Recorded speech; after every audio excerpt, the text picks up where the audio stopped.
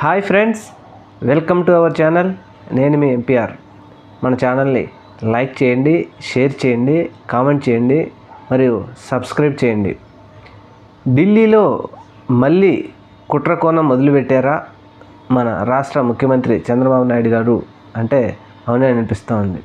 కుట్రకోణం అని నేను ఎందుకన్నానంటే, గత 2 రోజుల క్రితం మాజీ ముఖ్యమంత్రి వైఎస్ జగన్మోహన్ రెడ్డి గారు వారి పార్టీ కార్యకర్త రషీద్ అనే కుర్రవాడు వినకొండలో చనిపోతే వారి కుటుంబాన్ని పరామర్శించడానికి వెళ్ళి అక్కడ వారికి ధైర్యం చెప్తూ అక్కడ విలేకరుల సమావేశం పెట్టేసి అక్కడ నుంచి ఆయన చెప్పడం జరిగింది, మా పార్టీ కార్యకర్తల మీద రాష్ట్రంలో మొత్తం 36 మంది చనిపోయారు, ఇలాంటివి మా నాయకులు మా కార్యకర్తలు అందరి మీద చేస్తూ ఉన్నారు, ఇవన్నీ దేశం మొత్తం తెలియజేసే విధంగా మేము రాష్ట్రపతి మరియు ప్రధానమంత్రి మరియు హోంమంత్రి అమిత్ షా గారి అపాయింట్మెంట్ కోరుచున్నాం, బుధవారం రోజు మేము నిరసన తెలియజేస్తున్నామని చెప్పేసి ఆయన అక్కడి నుంచి పిలుపునివ్వడం జరిగింది.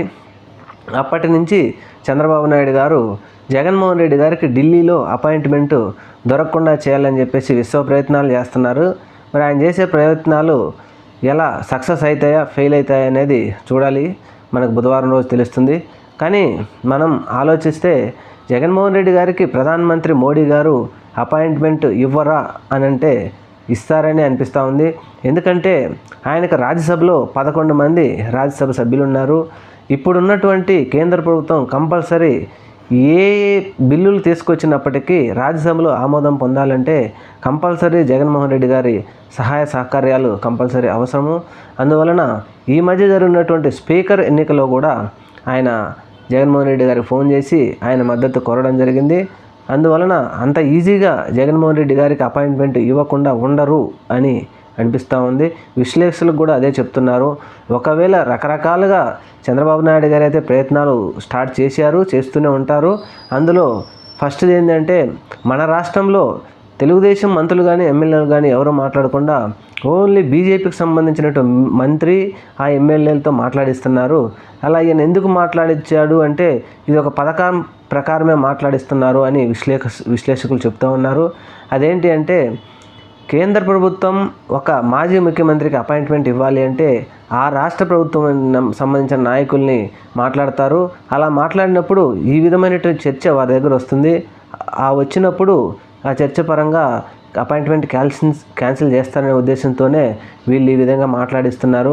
ఏది ఏమైనప్పటికీ చంద్రబాబు నాయుడు గారు పథకం మరి సక్సెస్ అయ్యి జగన్మోహన్ రెడ్డి గారికి అపాయింట్మెంట్ దొరకకుండా ఆయన ఢిల్లీలో నిరసన తెలియజేసే వెనుక తిరుగుతారా, లేదంటే జగన్మోహన్ రెడ్డి గారి పథకం సక్సెస్ అయ్యి హోంమంత్రి అమిత్ షా గారిని, ప్రధానమంత్రి నరేంద్ర మోడీ గారిని మరియు రాష్ట్రపతి గారిని కలిసి ఇక్కడ ఆంధ్రప్రదేశ్ రాష్ట్రంలో జరుగుతున్నటువంటి ఈ చర్యలు ఈ కార్యక్రమాలన్నీ వారికి వివరిస్తారా లేదా అనేది మనకు బుధవారం రోజు తెలుస్తుంది.